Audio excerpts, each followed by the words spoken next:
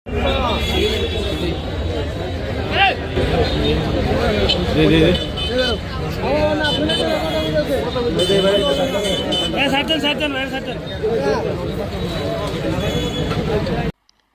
नहीं आ रहा है।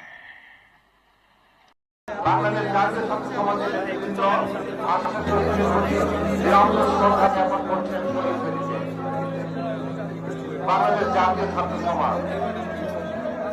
এমন যদি হতো আমার দেশের শাসক হতো, ওমরের হতো হতো আবু বকরের মতো।